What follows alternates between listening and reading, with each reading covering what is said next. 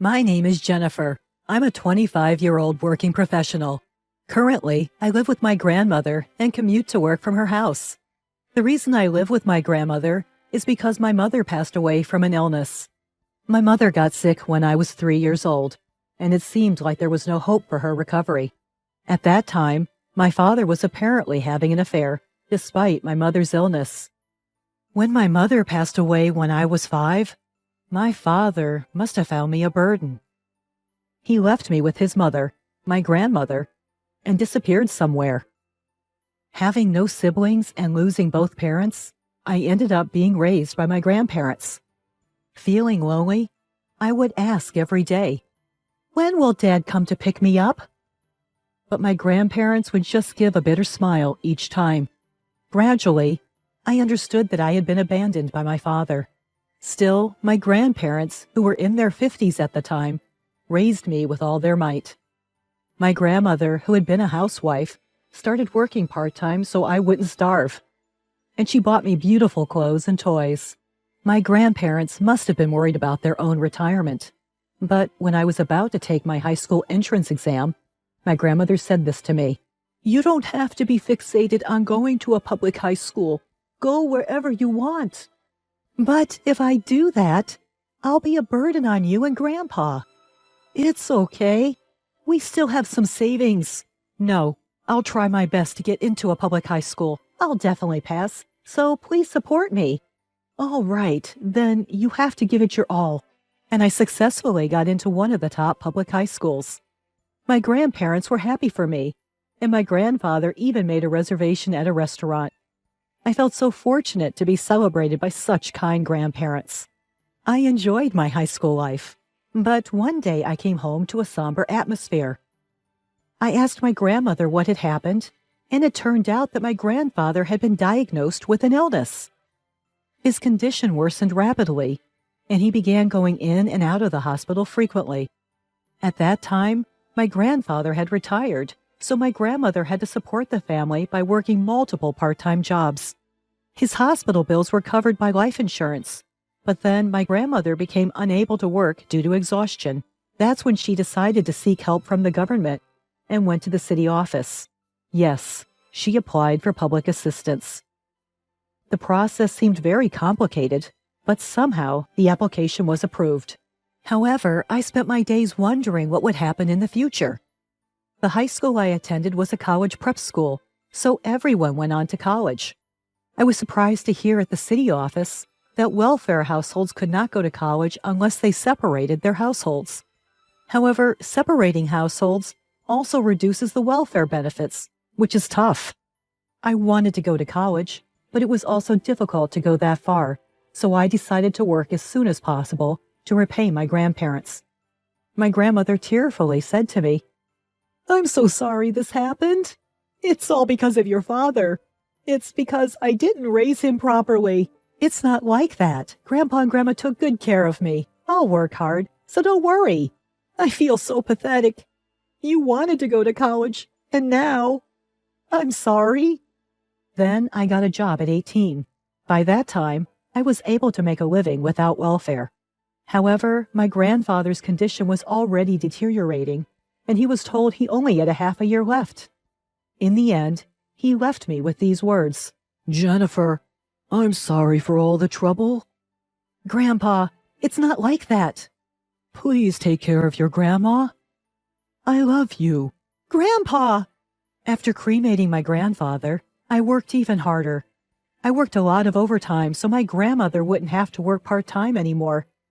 Time flew by, and I turned 25. I was so busy every day that I didn't have time to have a boyfriend. Besides, I couldn't be proactive in love because I thought I might have a handicap from being abandoned by my father. Then one day, I got a call from someone. It was about my father, whom I hadn't been in touch with for a long time, had passed away.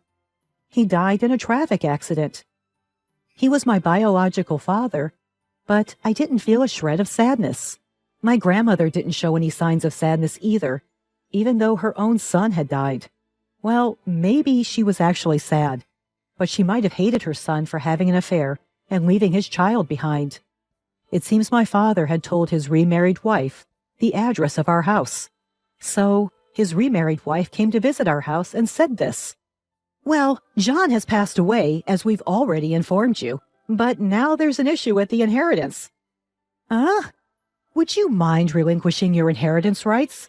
We don't have any children, so it turns out you also have rights, which is a problem for us. Well, that's fine. I never really thought of him as my father anyway. I don't need anything now. Great, so you'll relinquish. Wait, I'm not giving up my rights. What? I'm asserting my rightful claim. While it's true that I have mixed feelings about my son's death in a car accident, I can't say I'm not sad, but I'm much angrier that he abandoned young Jennifer to go to you. So, of course, I'll assert my rights. Is that all you wanted to say? Yes. Then please leave. My grandmother smiled at me and said, that was the right thing to do. And the woman left. Apparently, my father and his second wife had no children and lived a lavish lifestyle together. It seems my playboy father was quite the entrepreneur. He made a fortune in the real estate business. After that, my grandmother called a relative. He happened to be a lawyer. She seemed to be asking if he could mediate the inheritance issue, as she didn't want any conflict. Soon after, that relative uncle came to our house. He agreed with my grandmother. Inheritance disputes can get messy, but in this case, I think you're right, Grandma. Why? I don't want any of the money left by the father who abandoned me. It's tainted. But Jennifer, your grandma did her best to raise you. She put you first, above her own retirement plans. I know that. And don't you think she resents the woman who seduced her son? Don't you agree? I understand how you feel, Jennifer, but let's try to be more mature about this. Okay. I had been stubbornly refusing my father's inheritance, but I started to reconsider. Money they could have saved for their retirement. Raising me must have cost my grandparents a lot of money. They must have spent a lot of money to raise me, although I am sure they were saving for their retirement. They even sent me to tutoring classes in middle school and celebrated special occasions with me. Thinking about it that way, I decided to understand my grandmother's feelings, so I changed my mind and decided to claim my inheritance rights after all. When we informed the second wife, she was furious. In the end, it all comes down to money, even after someone's death. After carefully reconsidering, I've decided to claim my rights. What? I should have never told you people. It's too late now. We have a lawyer in our family, after all. You? How dare you pull such a sneaky trick? I don't want to hear about being sneaky. It's my legitimate right. You were abandoned by your parents, and now you act all high and mighty?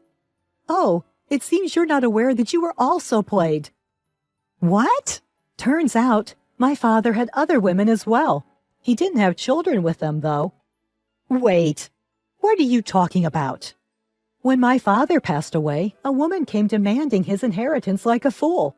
When we talked, surprise, surprise, she was his mistress. Can you believe it? She's a fool for claiming the inheritance while being his mistress. And she wasn't the only one. There were 3 of them. I was shocked, and my jaw dropped. No way. Well, at least they didn't have children. I'm going to claim a significant portion of the inheritance. That's my inheritance. No, don't be selfish. It's mine too, LOL. The remarried wife was sobbing. Of course she would be. The man she thought loved her faithfully had other women. I realized how much of a fool my father was. It's a good thing he didn't have children with them. In the end, I inherited my father's estate. At first, I didn't want anything from such a father, but I had to understand my grandmother's situation better. I gave the money to my grandmother saying, please use it for the future. I'm sorry for what I said before, but I realized something. It must have been hard raising me, right? I want you to use this money for your future. Jennifer, but I can't use all of it. It's okay. But what about when you get married someday? Save some of it for that. Grandma, don't worry about me. But then my feelings are... All I want is to see you happily married someday. Of course, it's fine if you don't get married too. Just live your life the way you want. You don't have to stay here forever. But what about you, Grandma? A year later, I met a wonderful man at a social gathering. We dated, and we got married. When he proposed, I was thrilled. He understood my family situation and suggested we live together with my grandmother. I felt terrible, but he said, "Let's be good to your grandma." At the wedding, my grandmother cried her eyes out. I felt like I could finally repay her kindness that day. I'd be happy if I could become even more dependable and put my grandmother at ease in the future.